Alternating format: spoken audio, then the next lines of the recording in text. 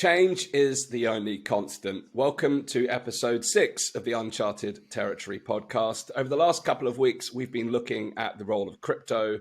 And in our last episode, we explored some of the barriers to cryptocurrency, and not the kind of barriers that you might expect, some of the technological barriers and the jargon barriers and the knowledge barriers, but rather what other people's opinions may have, the result of other people's opinions on your own discernment or perception of crypto. And we had a rather philosophical conversation around how to navigate that and how to come to your own conclusions. But it's brought us to a really interesting junction because this show isn't about cryptocurrency explicitly. It's part of the conversation as part of the overall changing financial landscape. But neither Sam or I are crypto purists, if you will. We're certainly interested. But for example, in next week's Navigating the Financial Reset workshop, we're looking at multiple asset classes, everything from equities to property, cash, and beyond, gold, etc. So today we want to explore something different. We're going to look at how the world is changing and how sometimes our fears around change and the uncertainties around change can actually hold us back. But we're also going to look through some historical moments in time around how some of those periods of change have contributed to where we are today and where it could lead us. So I'm excited for an open conversation again, Sam, and exploring this uncharted territory of the unknown future that we're navigating together. Yeah, likewise, Dan. And you're absolutely right. We come back to so many of the barriers to all these topics, be it crypto or the bigger macro financial picture or geopolitical picture. So many of the barriers are psychological ones. Mm-hmm. Sometimes you're absolutely right with some of the more technological things that can be an extra barrier to some people, but often, they don't even get there because the psychological barrier of even looking or being curious and maybe feeling, that it's beyond them or it's beyond their capacity to understand. And I think that's really important to get over and feel supported that you can go there and you can look at it, and also come back to our core thing of how empowering it is to have more knowledge and more awareness, and it gives you a much more holistic view of things. And absolutely with you, Dan, that when I do events, sometimes people assume, I'm giving a talk this weekend, around crypto, but people can assume here's the crypto guy. But I'm Sam. I'm just coming to talk about everything and anything, and look at perspectives and share those things, and look at the shifts that are happening, and getting holistic conversations going around to anything is what adds so much value and can get you past those psychological barriers that stop you even looking at a topic or feeling you can understand it. And often that's because we've not had good teachers in our lives or access to good information, but it is there. And it's important to think if you really want to understand that, you can find it, because education is so important to all of us getting more empowered about what's going on in the world at every level. Absolutely. Whilst at the same time, I do understand people's fears, and we've had some beautiful comments and really wonderful feedback from our podcast conversations so far, and indeed the courses and programs that we've run. But we get the occasional comment that kind of isn't so favorable. And, one of those criticisms came from our focus on crypto. In fact, I think we were accused of shilling crypto, which is a common kind of critique for anyone in this movement who's talking about crypto. And I think, you've countered that objection really by stating that, we're looking at this holistically. But again, if that's the perception that someone's starting with, it really, to me, shows that they haven't gone further into actually understanding this. And underpinning it, I think there is a fear of the unknown and the fear of the changes that could be coming. And of course, you and I share the concerns around the increased centralization of the financial system, central bank digital currencies. And we've already talked about on this show how the technologies are underpinning crypto, blockchain, etc. And the ISO 20022 financial regulations that are coming in will also pave the way to that technology. But in parallel to that, there are some really positive changes that can disrupt and decentralize the status quo. So we talked about the kind of the mechanics of some of those things in previous episodes, but what I'm really keen to start off here is look at the dynamics between conserving the things that we hold dear and progressing towards something more powerful. And there's lots of things, and if you think about the pandemic chapter, this notion of the new normal has become normalized. And many of us, got my pandemic podcast t-shirt on today, have rallied against that vision of the new normal that's been postulated by the kind of incumbent elites. But there's almost this rose-tinted view of the old normal that we had prior to 2020. And I remember waking up on the 1st of January 2020, and I had real hope. It's a new decade. It's literally a new decade. It marked the change of a 10-year period. And I thought, I really hope this is the most transformative decade in my lifetime. And note to self, you've got to be careful what you wish for. Well, it is transforming, Dan, but we've got the power to transform it as well. But absolutely, and that's the point. It's transformative at so many levels. Yes, and leaving judgment aside, it is transformative time. Where do you want to go with it? Where collectively, as an individual with your family group, where do you want to go, and what energy can you put into this transformation? Yes, and that's the point here, because if we look back to that old normal that people kind of lovingly refer to, I understand there are things that certainly we would want to continue to hold dear. Certainly our freedoms, our liberties, our privacy, these things are under threat, and it's right that we want to preserve those things. But we also have to look at the problems that existed and predated that period of time. And actually, in many ways, it's been a real blessing, because it's actually awakened a lot of people to the power structures that underpin the world. Yeah. Clearly, the big pharma role and the kind of medical industrial complex. But we've also now seen these big landslides in the financial market. And there was almost a spike in 2008, 2009. We saw the Occupy Wall Street movement, like kind of railing against the banks and the financial services industry, tackling that concentration of power.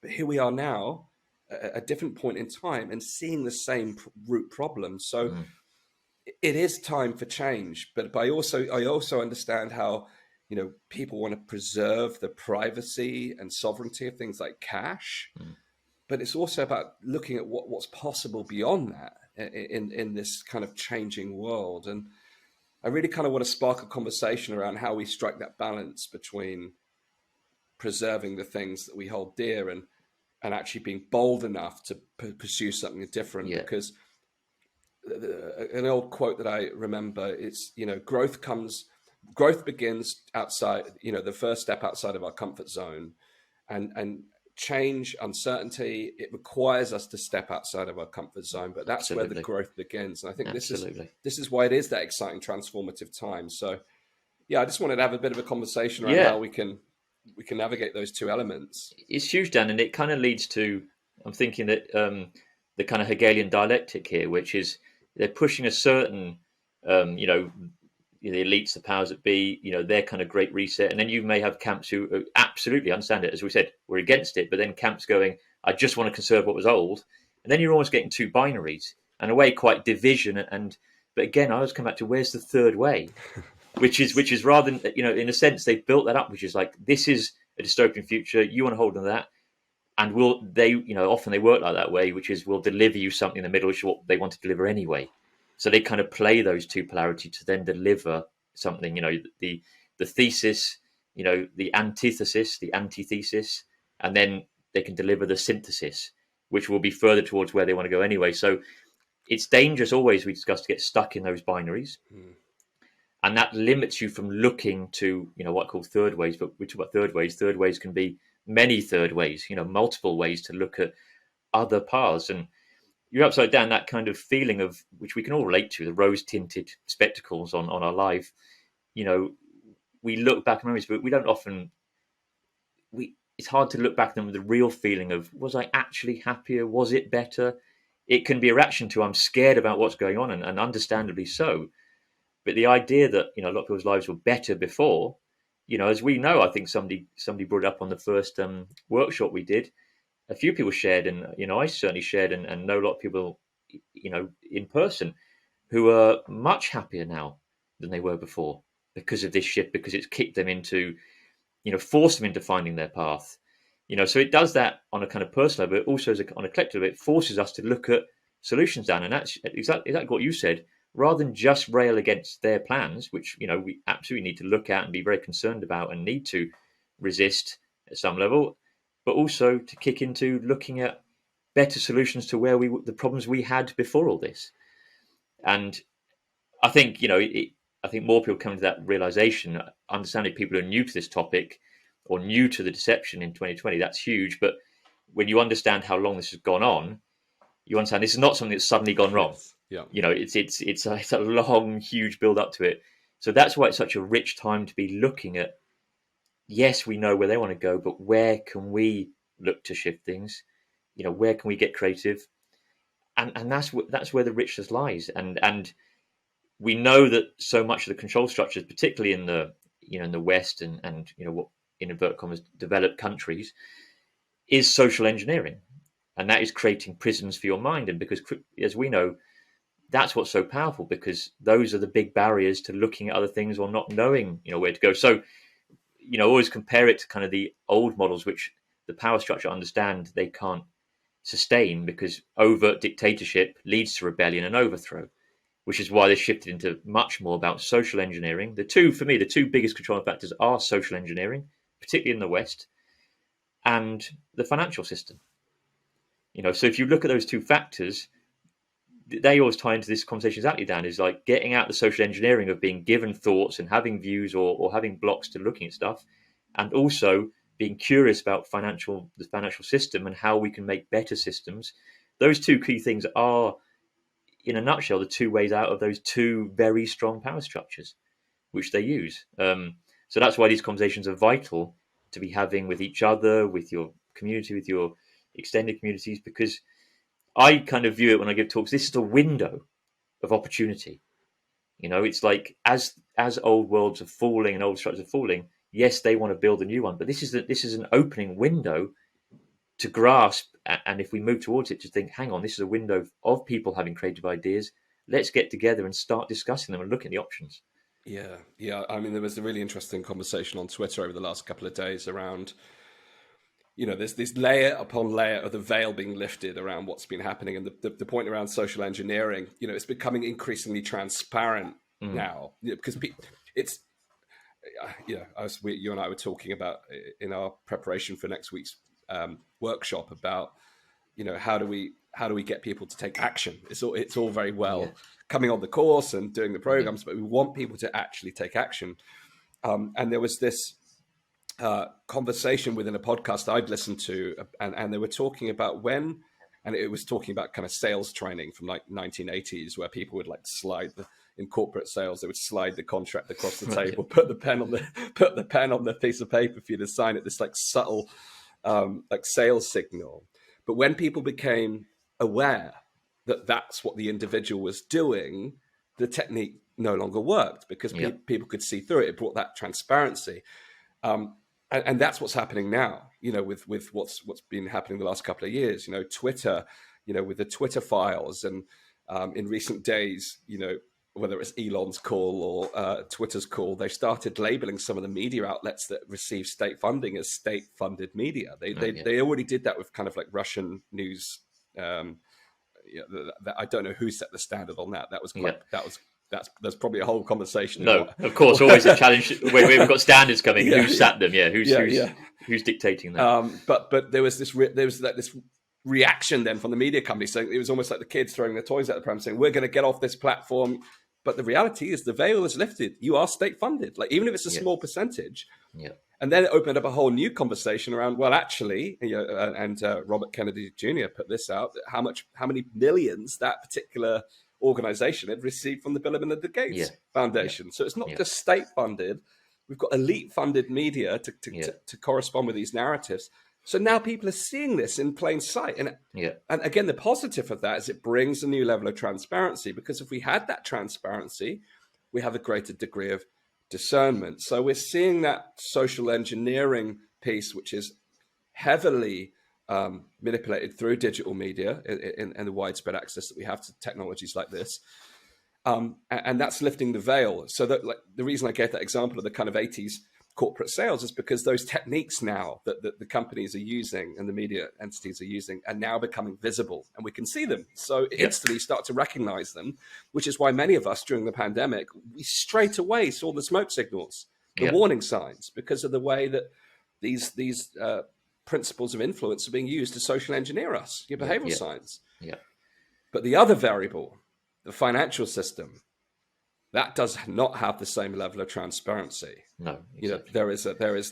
there is a huge wall. In fact, it's not even a veil that prevents people from fully understanding the influence that the financial system in its current form has on our overall lives. And I think Absolutely. this is where this is where brick by brick we need to create that transparency. Yeah, it's interesting. Dan, I mean, it's a crypto tangent, but I was just going through a white paper yesterday, because when you look at crypto projects, you get a lot of the info from the white paper and what problems they're solving. Again, they're not currencies; these are products, looking to solve issues from that old world and issues.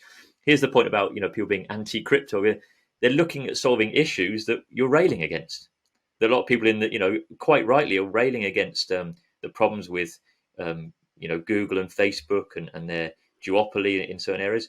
So initially, I was looking at an advertising token, and it's about a decentralized ad exchange to break down that duopoly that Facebook and Google have on internet advertising, which is extraordinary. And how again, a lot of this has been leaked out. They're actually there's so much stuff under the surface that's dodgy about how they're acting, because it's not transparent and they're favoring certain things, and so it's not a fair system, as we know. It's all rigged, and the decentralized aspect of blockchain is looking to come and break that down and open it up and show them, show the world what he's doing, so they actually can't do that, or they can do it, but it's viewable and transparent. So that's part of this decentralization of breaking down these old behemoths of that old world. So that's what's interesting, like the idea of wanting to go back and stay where we are with, I mean, I don't think it's a big leap for most people to agree. It wasn't all right. We're all railing. So it is. So it's more a visceral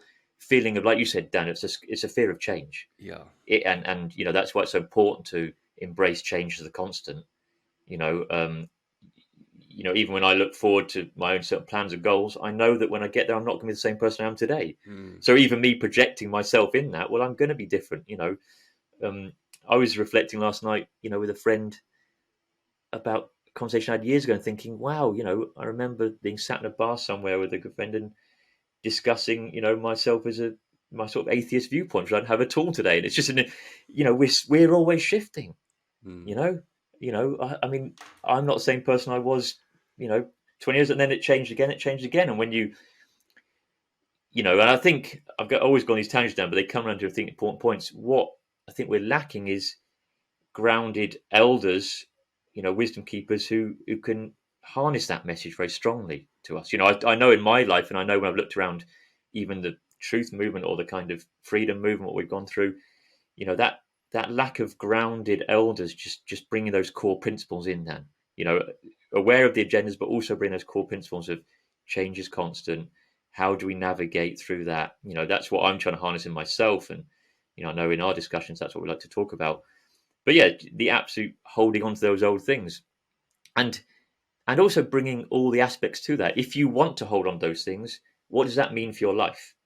And really look at it. So as we've always said, I'm not pro or anti anyone's approach. I'm support their path.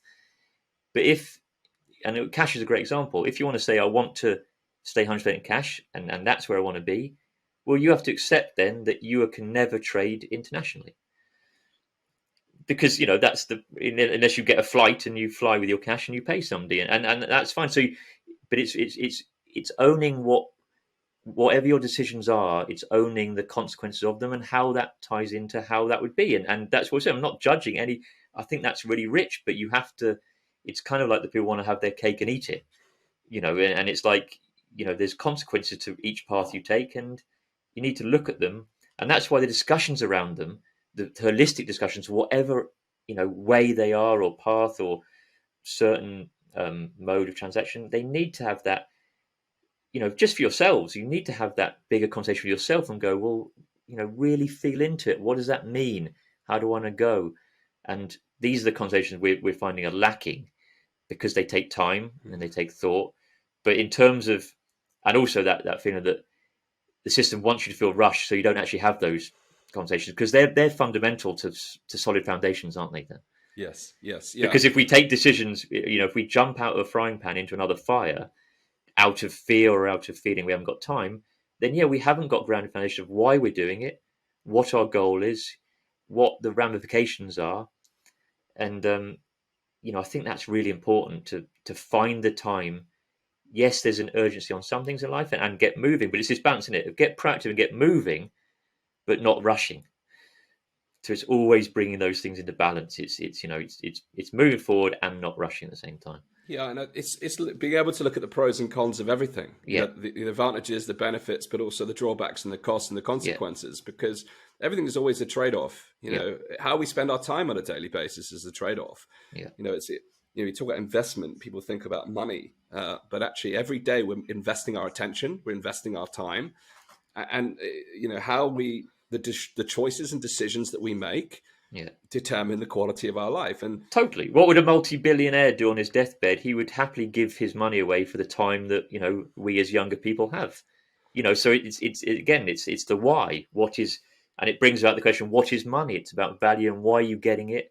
Perhaps to create more time or create more options. So yeah, you need to look at the fundamentals and the whys to a lot of this stuff. Yes, and that point around the kind of pros and cons, like you say, that there's a big conversation that we could have about cash. The advantages and the disadvantages, and the same with any asset class. Yeah. But it's the, as you said, it's the lack of the time and discernment that we have to be able to look at everything in that open view, so that we can make sense of it all and actually and be able to then make better choices. Because you talk about social engineering, a lot of our patterns in life are our subconscious mind acting for us. It's why when you being the driver, being the driver. If you drive to work, you're not thinking about each turn you take. Your brain is doing the work for you on a subconscious level. But that's true for so many areas of our life. But we have to recognize that our subconscious mind is constantly being primed by that social engineering. Totally. And more so than any other time in history, because we've got these things in our hands all the time. And, we're being subjected to a barrage of information, whether we realize it or not, And you mentioned advertising. You can look at people say they're not influenced by advertising. But again, there's tons of studies that show that these subtle points in your journey in life, your day-to-day exposure to advertising, how it leads to future decisions that you may or may not realize you've made unconsciously. It brings, you need to bring so much awareness and presence to your life to not be pulled around and corralled by that. It's the old question. People say, I'm reading that innocently. It doesn't affect me. I know it's trashy. I know it's rubbish. And I do think you can read it from a detached place, but that takes effort and it takes presence. And I view this whole journey, Dan, it's really interesting of, the sort of longer term and agendas have been about disconnecting people, emptying them of their own core values, and then being able to fill them up with agendas and psyops and engineering. And part of the journey, I think, is for people emptying back out, emptying the cup of the lies. I always view like the truth movement, actually, if you look at it more I think the healthy way to look at it, it's about clearing out the lies. What the truth is, a lot of that's not necessarily even possible to shrink down and get hold of. It's a journey, but it's actually clearing out the lies and then filling yourself back up with your own self. Yes. Because if you don't build, your own view, say like crypto, if you don't build your own view on it from your own research and your own experience, somebody will happily put an idea in there, or on either side, and again, not always nefariously, even innocently. Yes. But if we don't have our own, feelings, then we are a kind of empty vessel, and that's how we become pulled around. And so this empowerment for me is about filling ourselves up with our own, energy and our own, coming. And again, that's coming back to ourselves, and we've been pumped with so much nonsense. Is the undoing, but and I think that's the challenge thing. If you undo it, if you don't harness and get good in for yourself and have these conversations, you can be at the whim of other people filling you with equally as nonsense from another angle. So it's a fascinating journey. But filling ourselves back up so that we've actually got our own opinions based on our own research and discussions and experiences, and that's what's so valuable. And that's when you see somebody who's authentic and you want to and empowered. It's like they're embodying themselves, and they're not parroting something somebody else has said, Yeah, which is, it's you can see that left, right, and center. During the peak of the pandemic. You know, it's almost people just repeating what they'd heard on the news. You know, it's just, but we all do it in a certain way. You know, it's said without judgment. It does take, it really does take effort to get to that point of presence and conscious awareness. You know, and I practice the art every single day, but I fall straight back into my own programming. Yeah, you know, so frequently that and the ego side of it, Dan, of not wanting to say I don't know to lots of questions, you know, because that's often the wisest answer. You know, when I think my health journey was such a pivotal one on my waking up to so many things, and you know, the wisest practitioners I found as I moved away from the mainstream were the ones who absolutely sat with me and said, I don't know, and let's have a look. The worrying ones, the ones who go, I know, you know, and that goes for almost any area, doesn't it? If somebody wants to be very sure about what the market's going to do, and they're telling you they know, then that's the biggest red flag going. You know, the open person is going to say, we can look at the possibilities, we're open, and I want to explore. So yeah, that certainty, because change is the constant, certainty is a red flag in anybody. Yes, because things are going to shift. You know. Well, that's again, we've touched on these dynamics in other conversations, but in times of uncertainty, people look for certainty. They want to re-find it again, and if they can't find it inside themselves, they look outside themselves to others. Yeah, you know, it's. I remember very early in my corporate trade, we did crisis management in we weren't quite doing like simulation exercises like Event 201, but we were doing crisis management workshops where we would prepare for any given scenario. And it was fascinating to see how people prepared, even in a false environment that was, you know, created to simulate the effects of being in a crisis. How some people who were strong leaders day by day, but they crumbled under that pressure, and they started looking to others to take the lead. You know, and it's we now live in a time where everything is a crisis. You know, perma-crisis was literally we said it, Collins word of the year, and it's just this everything's a crisis. Everything requires urgent attention, and therefore, you know, it creates the conditions where we are like headless chickens, and if we can't come back to ourselves and find that inner ability to lead. And it really brings us full circle to this idea that change is the only constant. So if we know that things are changing, which they will, history, you know, when in history has anything been in complete stasis, you know, even things that appear to be still, if you look through a microscope, you can see they're vibrating like crazy. So it's recognizing we're always in motion, and things are always in flux, and things are always in change. How then do we start to direct the wind of the sails in order to create a better future than we're experiencing right now? And we've talked about the veil falling on the social engineering, the getting rid of purging ourselves of the lies and deception, which is actually a very good opportunity to look at that within ourselves. Not saying that any one of us is a liar, but actually there are stories we tell ourselves about ourselves every single day. I'm not good enough. You know, how could I ever do that? I could never I could never attract that type of person. I could never start. You know, all these stories are. We're social engineering ourselves. We are engineering. Auto social engineering. So it's a good time to clear the BS in our minds. You know, our belief systems. You know, one of the most powerful things I ever did in the early 2000s was go through some personal development work, which actually helped me to identify those subconscious programming that I'd been exposed to for the last 20 years prior, and look at it and say, where did these ideas even come from? The principles and beliefs I'm living my life by, did I consciously choose those? So yes, we've got to look at the deception outside ourselves, and deception's a strong word, but it's actually our governing belief systems. And what's difficult in a time like this, Sam, and it's really important, this to me has become an increasingly important subject, is that for those who are just seeing the external deception for the first time, and you know, people who've had strong faith in governments doing the right thing for or the belief that governments act in the public interest all the time, the moment they see that that's not the case, it shatters the foundation of their worldview, and they start to think that you literally end up questioning everything, which is the tagline of the Pandemic Podcast again.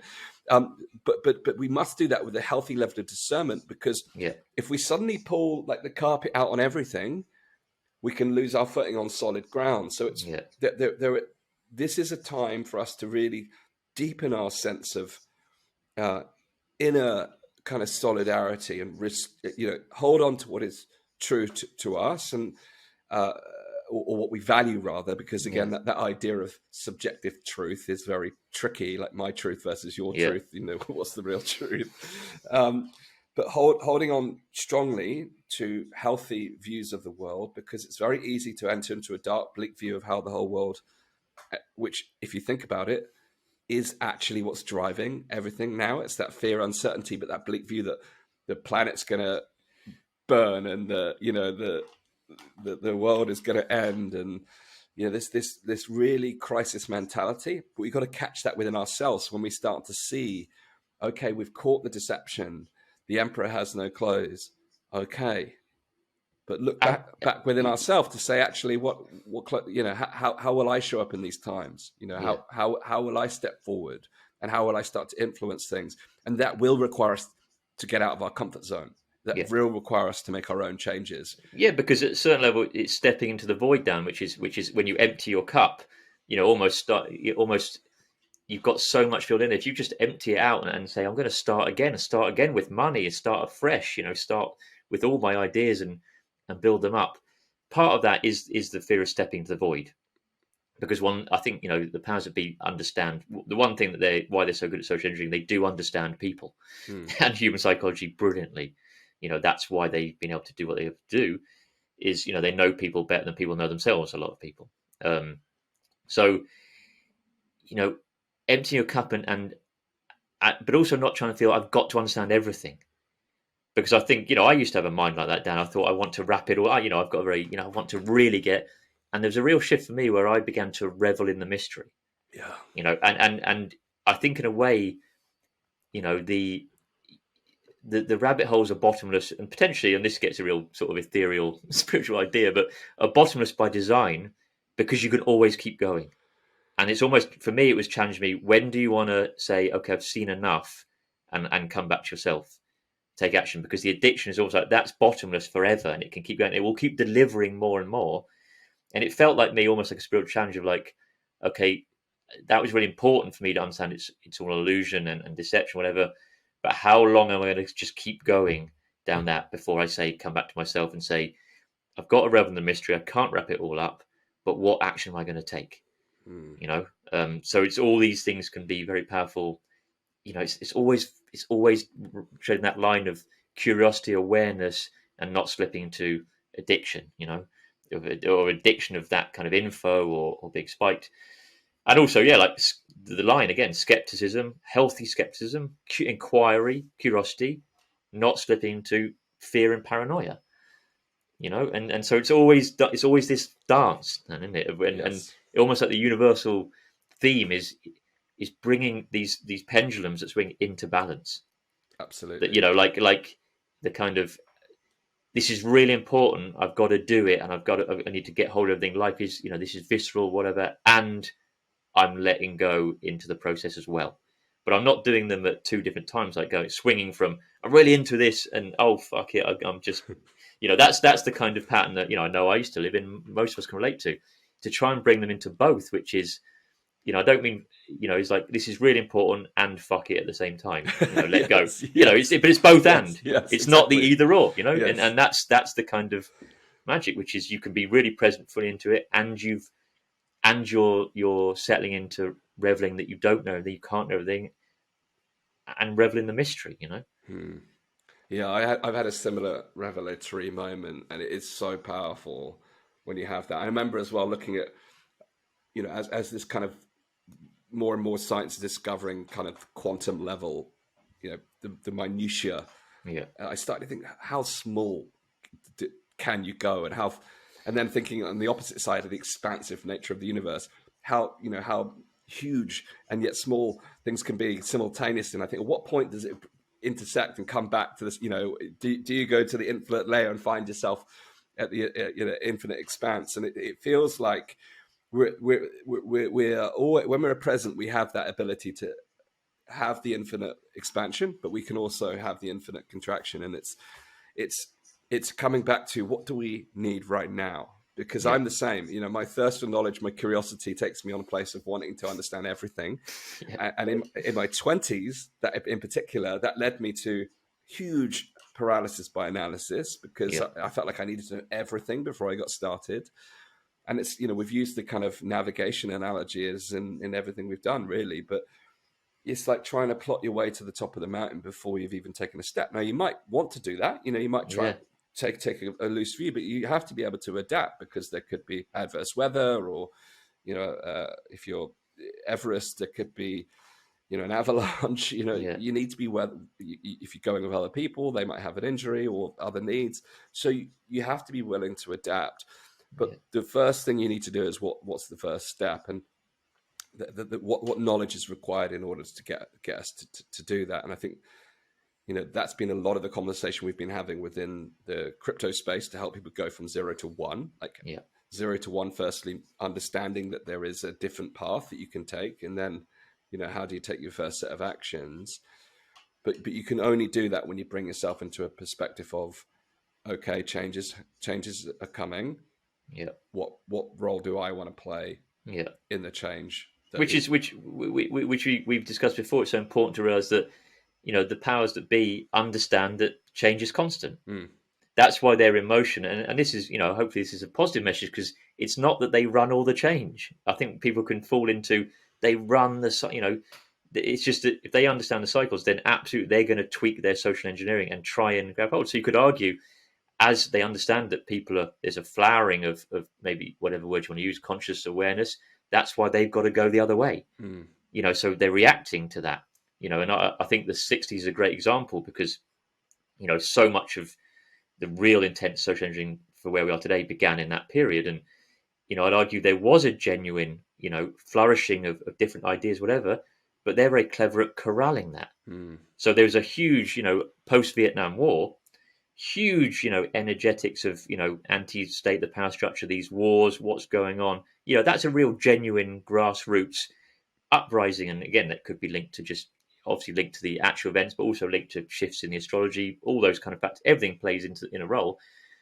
But rather, they understood that. So what they did very cleverly was corralled that movement into a place that meant they could stay in charge, which is why, I mean, it's a big shift in my own journey, Dan, where I understood. I said I had a point where I realized that half my bookshelf was written by CIA agents, you know, and it was a shocking moment, but it was an important step of letting go of, you know, so much this understanding of social engineering, because the Tavistock Institute was huge at that time, you know, bringing in the kind of ideas of really that visceral uprising, you know, particularly a lot of young people, a lot of real overthrow state energy, moved that into festivals, moved that into the counterculture. So they felt like this is our movement, but actually very clever. You know, a lot of that hippie culture was social engineered. Yes. And it's about standing down from your power, you know, and so that's just always saying that they understand these shifts in these countries. Like, but if you're not careful, or you're not vigilant, and you're not filling yourself up with your own ideas and very clear, there will be social engineering trying to corral and massage that into an area that doesn't threaten the status quo. Yes. So, you know, as you know, understand, but the power structures are always trying to hang on. So how can they try and corral movements so they can hang on? So, you know, it's the shifts are there. They're trying to stay in control. Yes. But if we understand the shifts are going, we can move towards them and harness them, you know, in a sovereign way, and really have discussions of what is going on, where do we want to go, what does need to change. Then we can do amazing stuff. No question. Yeah, I mean, that's a really interesting parallel, because I see what you say and agree with you. But I also, you know, I've studied that period of time extensively, and there was a real energy, frustration, and there are so many comparables with where we are now. There really are, in terms of the frustrations of the power structures. There's wars going on, you know. There's whole things around equality and rights and all that kind of stuff. We've got, you know, a war on our freedoms, which, you know, whatever label you put on any kind of people-orientated change, it comes down to freedoms and rights often. But what was lacking at the time, amongst all of that energy, was actually tangible routes forward. You know, I'm not saying there weren't any, of course, and part of what you've just shared around the kind of social engineering probably diminished any tangible And yeah, I already see the warning signs now. In the conversations we've been having around crypto decentralization, within decentralized finance, there is absolutely the seed of pulling down the walls of the incumbent financial system. But we also, at the same breath, are talking about the regulatory environment, the power players that are going to come in and change the face of that movement, because it's to preserve their current power. But what we can learn from that time, and it's important that we learn from history, is that we do have to start thinking about what is the forward path. Because right now, I think this is I've always dreamed of having the opportunity to be part of a counterculture movement that really shifts the future.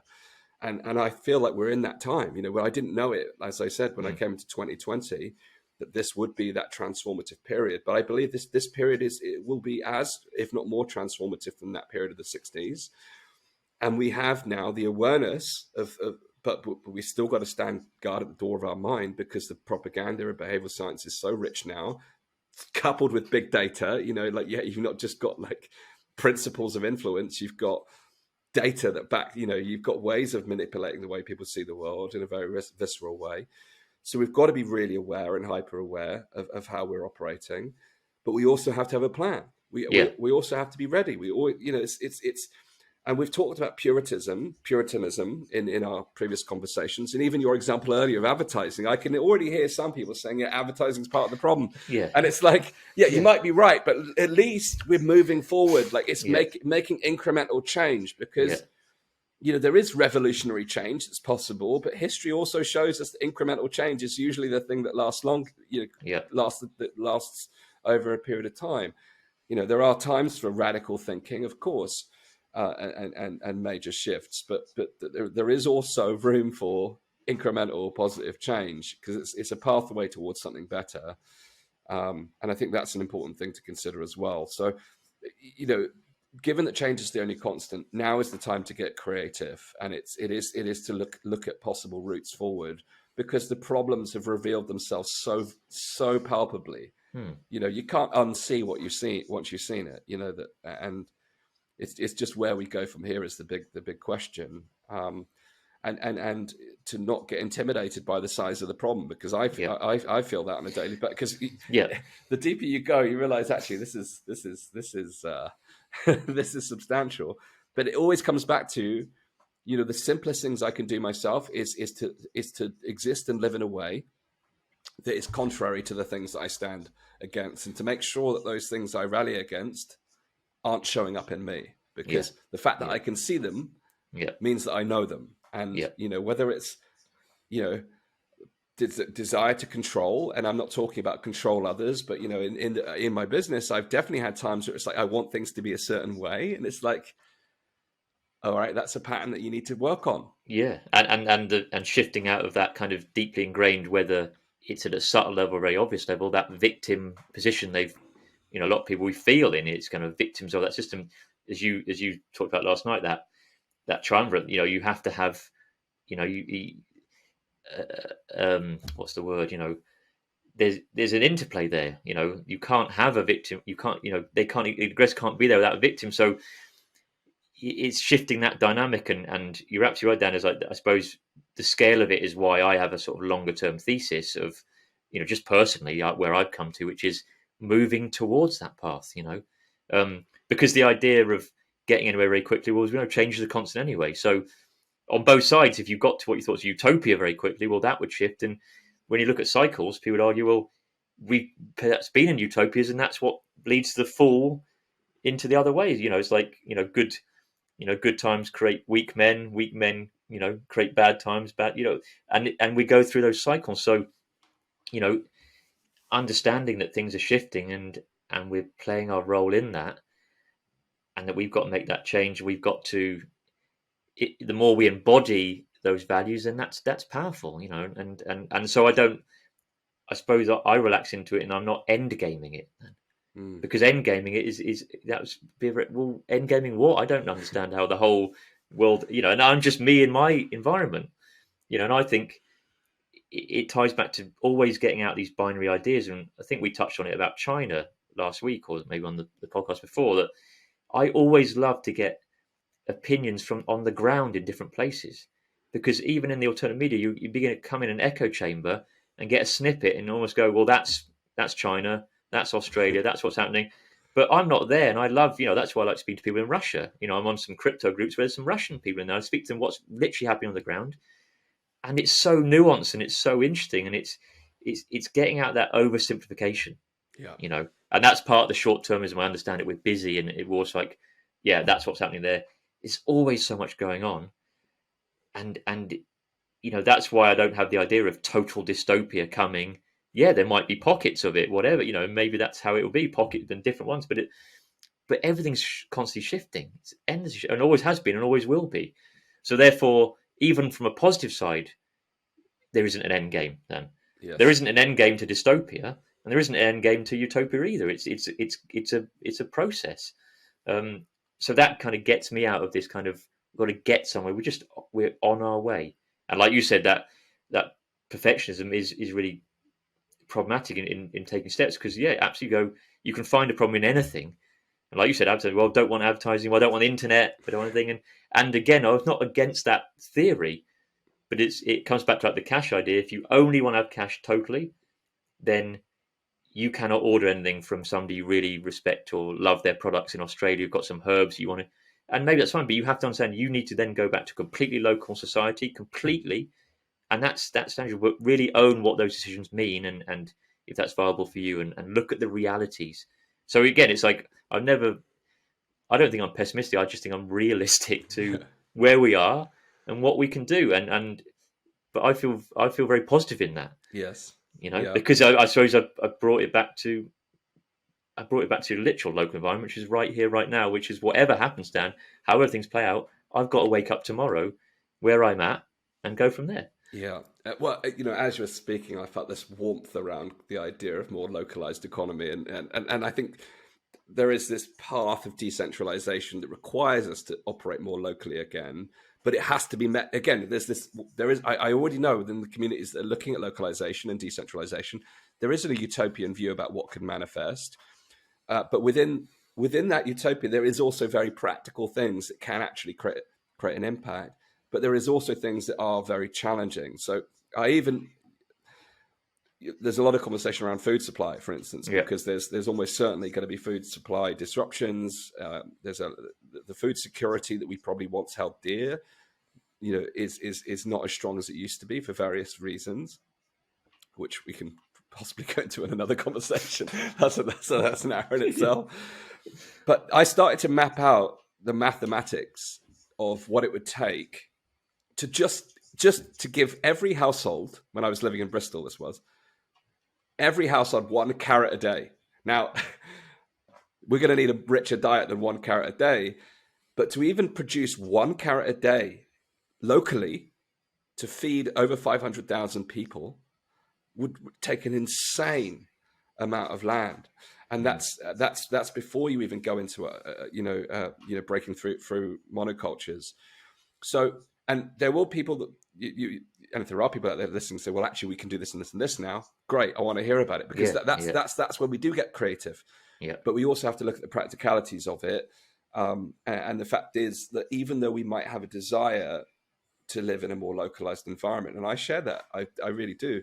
But at the same time, we live in an increasingly globalized world. So to me, there's always a line between local, national, international. Yeah. And again, anyone's choices, it is finding your sovereign path. If you want to trade and barter locally, and that's how you want to live your life, and tread lightly on the earth, and spend all of your time in the richness of your local community, that's beautiful. But people like myself and others, I want to see other cultures. I want to live in different parts of the world. I want to see and experience the richness that the whole world has to offer, which requires me, therefore, to make different decisions about how I use my finances and the tools that I use to enable those decisions. But if we really want to live a sovereign path, and we really want to live a free life, it's giving that freedom to everyone to make their own decisions, and providing people with the information they need to make those decisions, or giving the tools for people to find the information for themselves, because we know that the social engineering conversation means that the information we receive may not be from legitimate sources. So it comes back to our own discernment and finding what's really true to us. And, we do change as well. In 10 years' time, we could be talking again, and I could say, like, actually, I'm living off the land. I've gone fully local. I think that's it, Dan. Values shift, and that's why I don't get attached to my future. I know I'm going to be a different person, and I think by not having that perfectionist of that's not, there isn't a panacea, and therefore that's just better. But I'm always getting more data points by experiencing it. Yes, and you like making mistakes. We rather than say we can't go, that's not perfect. We're going to learn by doing. So the process, isn't it? We've had that all our lives. We've got to amazing places through making mistakes. So it's like the way, there isn't arrival. The way is through. It's always through. It's not getting there or going around, and there's no avoiding that. So I think settling to where we are and going on the journey, is, I always could say it. I say it repeatedly. It soothes me because it is just tangible. We've got to come back to each little step we take, and keep learning and keep improving. And that's where, like, if you keep improving, that's where it's me against me. I'm not going to be able to stop what they're doing, but I can improve my actions each day, or try to, at least, or catch myself and try and take better paths. That's what I can do. That's what you can do. That's what everybody can do. And I think if you look at it, and I think part of the human condition, ego, is almost to shrink the time frame of these cycles into our own lives, Dan. So, if you study the cycles, it's almost like there could be huge cycles playing out. It's almost like if this is perhaps an awakening cycle, it's very, people also, I want to see it all, therefore it's going to be in the next 5-10 years, or just so, well, it could be 1,000. I don't know the time frames, but part of us almost wants to say, I'm going to see how it all plays out. I'm just going to see this part that I'm here for, I think. I mean, and who knows what's going to go, but I want to be on that positive upward trajectory. Is it? Yes. Yeah. I mean, there's so much in that. It's. And I'm going to use a crypto analogy then, just to bring it to crypto. It's like, if you get a really strong pump that goes too fast, too up, it's unsustainable. Yeah. So a nice chart is one that has pullbacks on the way, and that builds structure. What's called structure in a chart, and that builds. If you have something that's too fast, too quickly, it will come usually all the way back down. It hasn't built structure. So again, that's a kind of unsustainable way of, like, we'll go straight to there. Well, it's probably not going to work. And I think that's the kind of example. If we, I do understand that taking action out of fear, I know people who've rushed into off grid, thinking, and flown somewhere they've never lived, and it's not gone very well. And I'm not judging. I think that's an important process. But the reality was, it wasn't built on foundations of strong of data experience, and it was built out of a fear and a rush and feeling like I've got to react. I'm reacting rather than being reactive, rather than being proactive. I think there is a difference there. Yeah, and that fear-based decision, I've shared this story many times. I've had lots of brilliant conversations with people doing things to try and build solutions.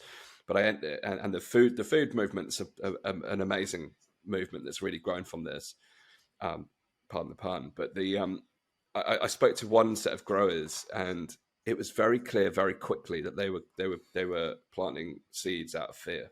It was it was all, they are gonna do this. Is there a word for that, Dan? Fear gardening. Fear gardening. Yeah, probably. It was like, they're gonna do this. They're gonna cut the supply. We're not gonna have this, and it was like very to the extreme, and like belief that they wouldn't have access to any food. Yeah. And even when the supermarket shelves during the peak of COVID were like empty, like there was always food, and there was, people said there's no rice. It's like, well, there is rice. It's just the expensive one. The one that's like £3 a bag instead of £1 a bag. Yeah. If you really want rice, it's available. Yeah. There's market forces for you. But the energy in which they were doing it, I said, let me just stop you for a second. I wanted to challenge you and ask you some questions, because I said, it might seem esoteric, but if you're planting the seeds out of fear, what is that ultimately going to do, to you and to the plant? Yeah. Well, we know what food cooked with love tastes totally different. Absolutely. Yeah. So I said, if you can find the love and the joy of doing it, and do it for that reason, because it's the right reason. It's the reason because you want to be self-sufficient. You want to grow food to share with others. You want to enjoy the process. You want to do it out of love. It's such a difference to doing it out of fear. And we have to catch ourselves now, because there is so many great projects that have originated out of fear. Now, that's not necessarily a bad thing, because pain pushes us into action. It got the movement, at least. Pain gets you into action. And unfortunately, human psychologists, we do more to avoid pain than we do to pursue pleasure. But actually, there's a journey. Like, the pain could be the catalyst, but then we've got to find a compelling reason and look for a powerful and positive driving force. Because the world right now is in a bleak state. And, Professor Frank Ferretti's talked about this on my podcast, how during the 50s and between the period of 1930s to 1950s, all the movies had happy endings. And it's just it was this mega happy ending, which I think we talked about before, like the Wayne's World, a happy ending. They almost made a joke about it. But now, we're in this catastrophization, it's bleak Armageddon apocalypse. And we've almost found ourselves as a movement in many ways. Not everyone, but there's this dystopian view of how the world is going to end, and how everything's going to manifest. And that becomes the story of our times. And lots of thinkers now, whether it's Charles Eisenstein or Jordan Peterson and others, are talking about changing the nature of our story, rewriting the story of the future, because the future hasn't happened yet. If we get stuck in the fear of what the future may be, then that destroys our present. And people are living in things that haven't existed or will potentially never exist. That is the prison of the mind, that living in a scenario that may never exist, but actually you've brought it into your mind and you're almost half living it now. Exactly. And that's why often going back into nature, just looking at that and getting grounded, is birds are still tweeting, the grass is still growing, things are happening, and again, that's almost the power of the screen reality on any side of the agenda. This or thoughts or opinions being so beholden by the screen agenda can pull you into worlds that absolutely don't exist. And that's it. I mean, if you want to know all the problems in the world, just go on Twitter once a day. It's like you don't see anything positive on there, and it's obviously a function of the people we follow. But again, even that, I remember a few years back, I completely cleansed my Instagram. I unfollowed almost everyone and only followed positive, inspirational people that lift me up. And okay, sometimes I would catch myself in comparisonitis, thinking, why am I only here in this level of my business or health, whatever? But, you can catch yourself doing that.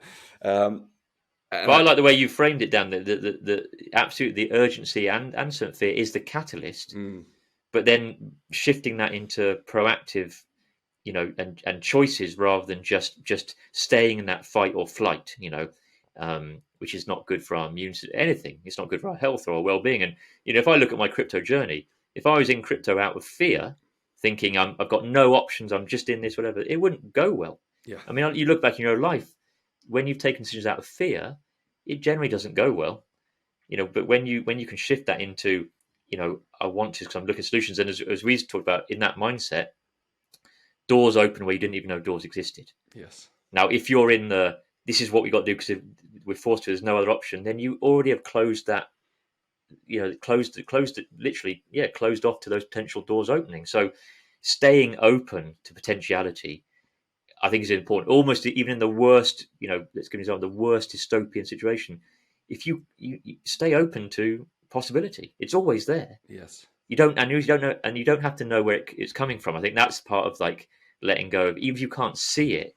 I think in any time where you can't see a way out, but if you hold on to the things that are always shifting, this too shall pass. Things, the possibility is always there. Yes.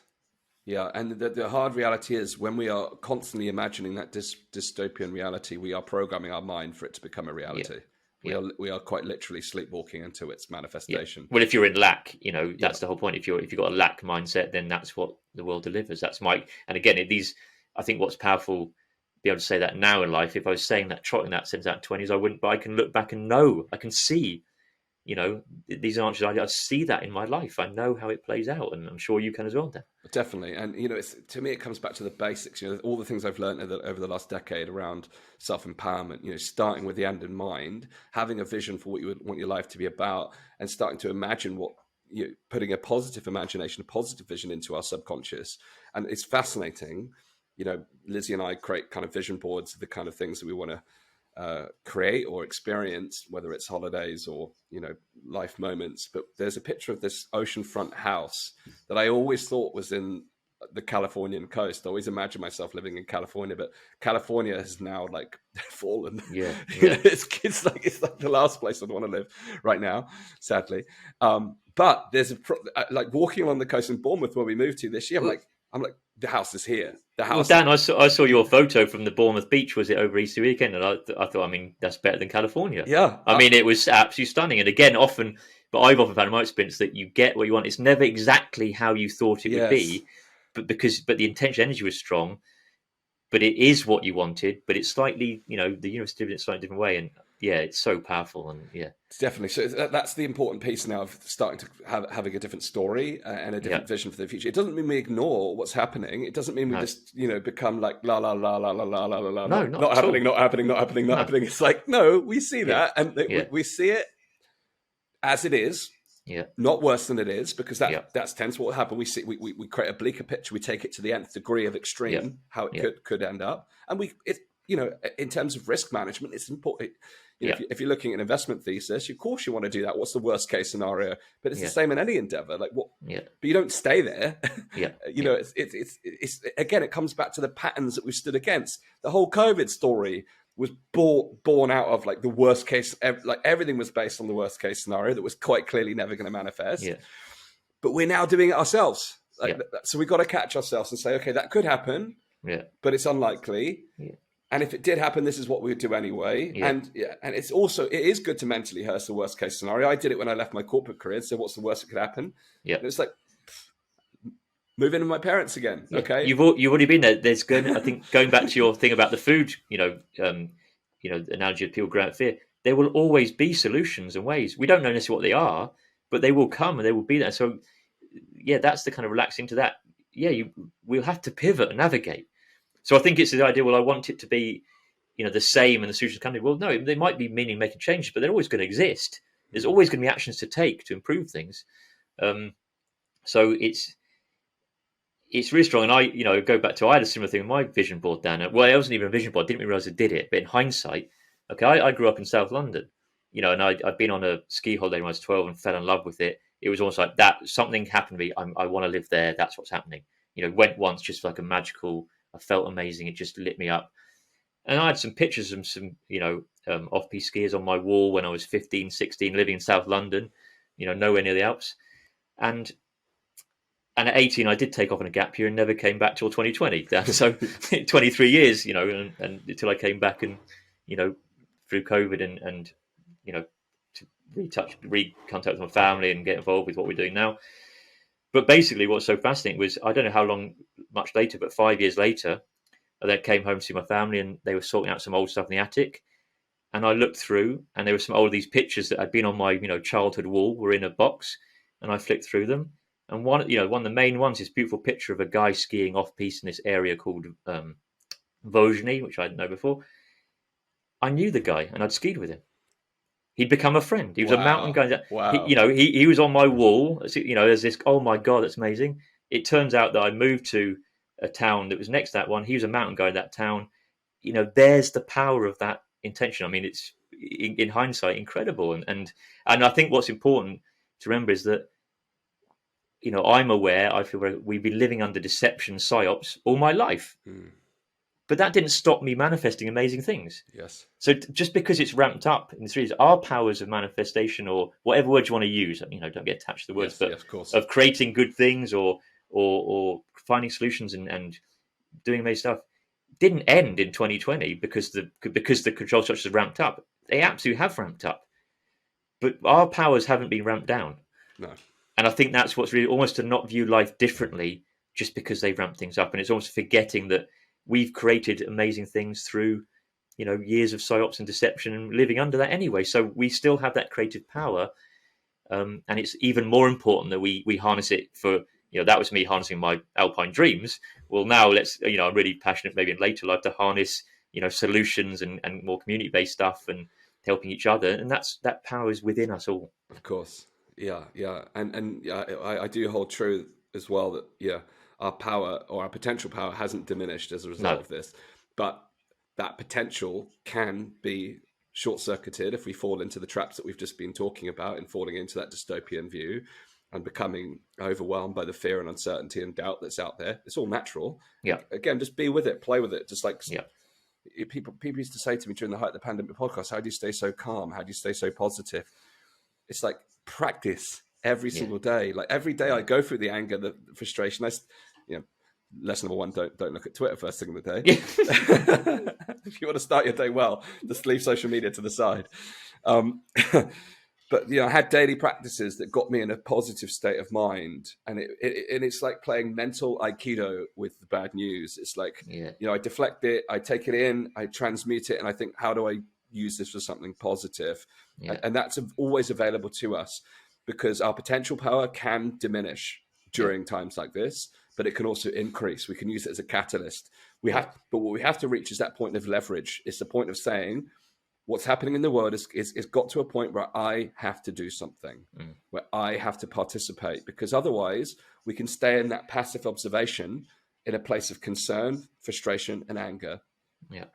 It has to come to a point of leverage where enough becomes enough. It's like if you've been in a bad relationship before and you were comfortable. Again, it's comfort zone. Yeah. We've got to break out of our comfort zone in order to enter into growth.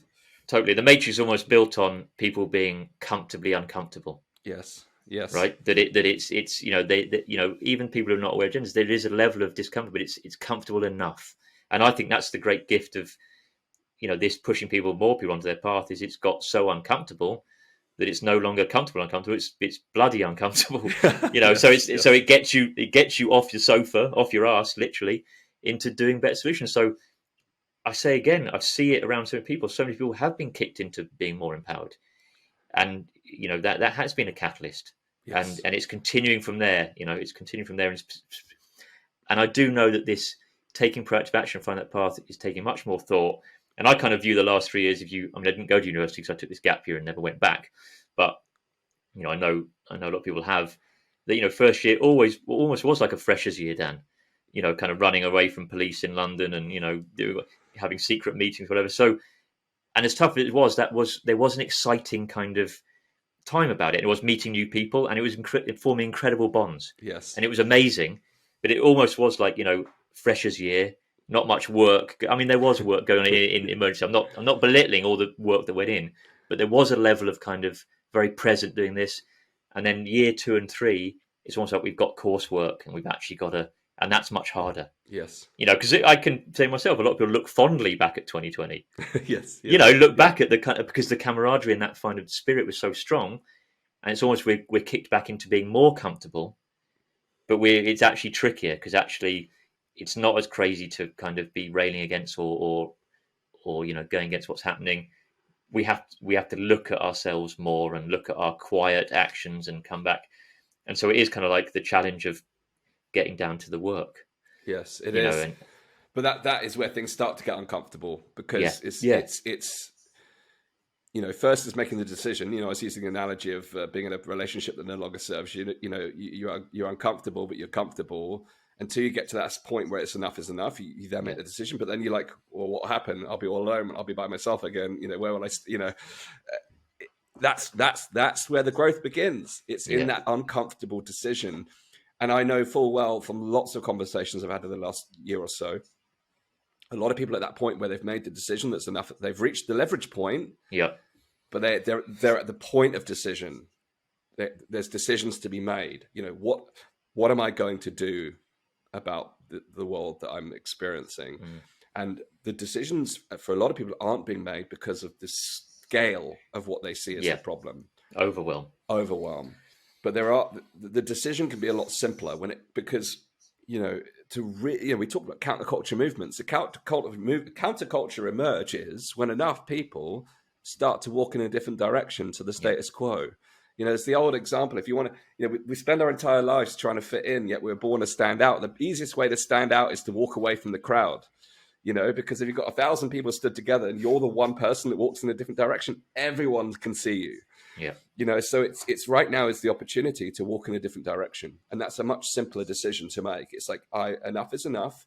I'm going to play my part in whatever way I can to make a difference in the world. And it starts with how I show up in the world. It starts with how I become a role model for my children. It starts with, you know, how I communicate with others, how I show up with love, how do I show compassion, how do I have accountability for my actions, you know, how do I take personal responsibility? These things are available in our moment-to-moment decisions. Yeah. And we have to also allow ourselves the space and the time to really reflect on what is our path from here, because we're hardwired in a way to follow a certain path, our personality type, our particular strengths. And of course, there's a nature-nurture environment, but had a fascinating conversation with a fellow activist on Tuesday from Canada. She'd flown over to, I met her in London. There's a whole story in that, but she's really into genealogy, and she's done all kinds of stuff around DNA and, you know, how certain elements of our path, some of our certain physical characteristics, our mental characteristics are kind of preordained. And part of the finding ourselves is actually looking within ourselves to realize those patterns and say, you know what, I'm naturally curious. It's a strength. You know, was that trained in me? Is it nature nurture? I don't know. Yeah. But how do I harness that? And people often in situations like this are trying to like look into the bleak unknown rather than looking back inside of themselves and saying, you know what, these are my strengths. Yeah. This is what I care about. This is what's most important to me. And these are some options that are available to me. And which of these options makes my heart sing the most? Yeah. Because that's the opportunity that's available to all of us right now. Yeah. And it doesn't have to be grand overwhelming. How are we going to tear down the system? Because if we get into that mindset again, we become the victims, they become the victors. Yeah. It's more about how do we build something from the ground up? You know, how do we build something new that's more exciting, more compelling, more attractive? Because so we're the drivers in our own lives, you know, and because so much of, you know, what the problems in society are not, you know, this is my experience, you know, that almost the powers be want you to believe that it's, you know, problems with humans, but actually so much of it is what they've lived under and the scripts they're running because of the conditioning, the social engineering. If people come back, as you know, when you meet empowered people running their own scripts, generally, you know, they're living in tune with natural law and doing no harm, and, you know, and it actually is quite harmonious because, as we've said, you don't get much conflict when you see two empowered people together. Yes. You know, so again, that almost like this is why I sort of have a long-term thesis. The way out of that trap is not running. Everyone's, you know, doing less and less running, and we're all still doing it at lots of levels. Less and less running of other people's or entities or, you know, or state scripts, to then fill yourself back up with your innate script and find. And that's a journey to find for all of us, Dan. And that's a life's work. So that's why I'm kind of like not. It's next year. We all do. You know, it's a process we're going under, and it's if you've begun, you've begun. You know, we all began at certain times of just coming back to ourselves, and that is the hero's journey in a nutshell. Which you've got to go out and venture and go on these crazy journeys and get all that info and be tempted and fall off your path. But what's the homecoming? You know, the homecoming is the homecoming back to ourselves. Yes. You know, and then we can all meet each other, you know, as ourselves. You know, because that's what we talk about Agent Smiths of the Matrix. That's why that analogy is so important, because who are the real boots on the ground? It's the agents of the Matrix running the scripts that aren't even theirs. It's far, and particularly in the West, that's why it's not overt tyranny of jack boots on the ground. I mean, there were some of them in London in 2020, as we know, you know, experienced them very viscerally, awful. But overall, it is actually, you know, agents running scripts that aren't theirs. You know, people who've been emptied out and they run those scripts, they are policing it. So shifting that kind of level of less and less people running scripts is going to start permeating out, and it is happening. You know, and I always say, the people who've woken up, that's never going to get less. That's only going to get more. It's not like people, as you said, people aren't going to go back. Therefore, we're in growth already. You know, it's not that this is something that's going to die out in terms of, you know, freedom, movement, and it's only going to increase over time. Indeed. And as things ramp up, that brings more people. So it's this dance, and it's always a dance in the world of yings and yangs and lights and darks, and we're part of that dance. And, you know, that's where I'm not going to try and negate the dance, say we just want the music to stop. How do we get on the dance floor and make it work for us? Absolutely. Yeah. And I think, we've talked for the majority of this conversation is about the change and the fact that change is constant and that we have the ability to alter the course of that change.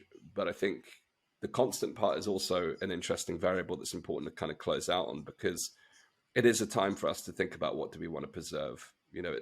What do we want to conserve? And those are energies, and we haven't got time to go into it now, but the political division is usually a function of those two energies pulling and pushing each other to conserve. Think about it: conservatives conserve, progressives progress. We're always our body is trying to keep us in stasis. That comfort, it's trying to keep us comfortable. It's a survival mechanism, but at the same time, we also have the need to grow. It's how do we find a harmonious balance between conservation and progression?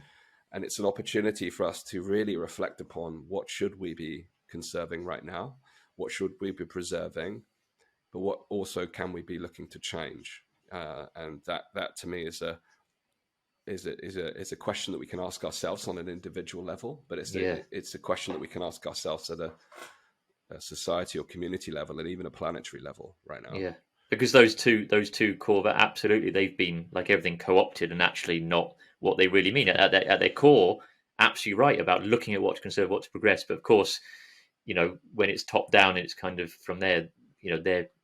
What they're progressing to is very agenda led, and what they want to conserve to is very agenda led. So but the core of them is absolutely right. Those values, Dan, and how can we bring that into, but from a rational side of thinking, and free of agendas and psyops, bring it back to those two cores and find answers for ourselves and each other.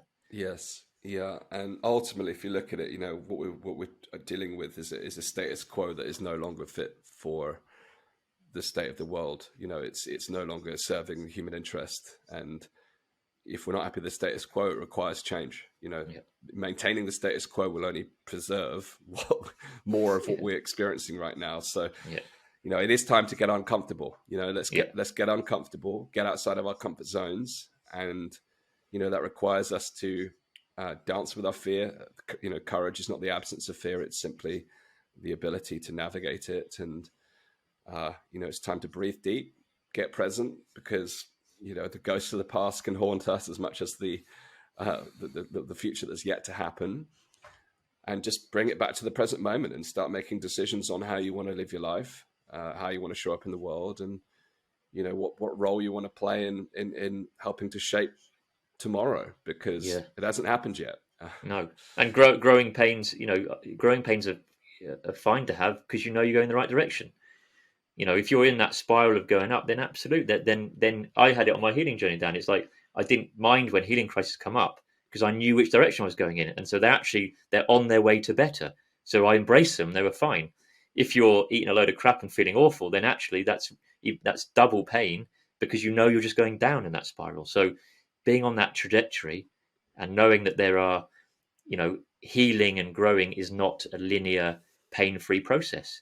Undoing what we've been through is not a pain-free process. It's not a panacea of just getting there directly. So, letting go of that idea it's going to be a smooth and we'll get there.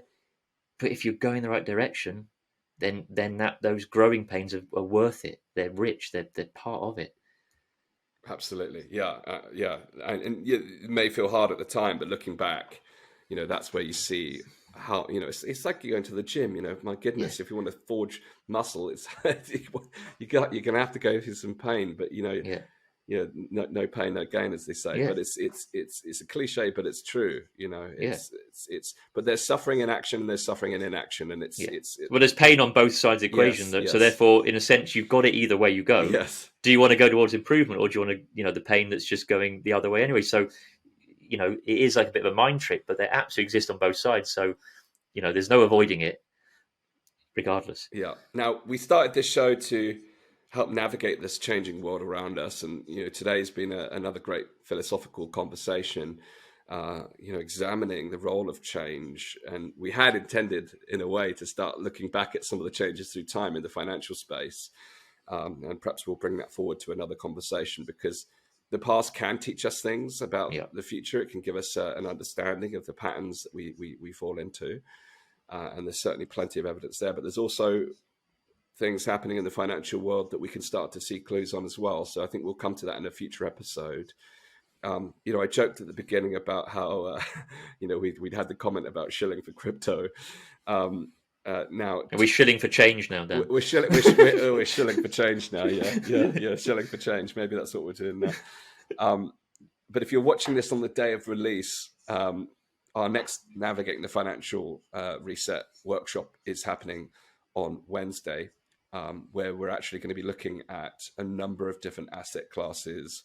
We're going to be looking at the pros and cons of those different asset classes, looking at some of the current trends based upon where the kind of financial landscape is lying now, but also perhaps taking some of that rear view mirror, looking at what have comparable times in history taught us about what happens to these asset classes during turbulent times like this, because there are, comparables with the Great Depression of the 30s, and, you could look at 08, the 70s.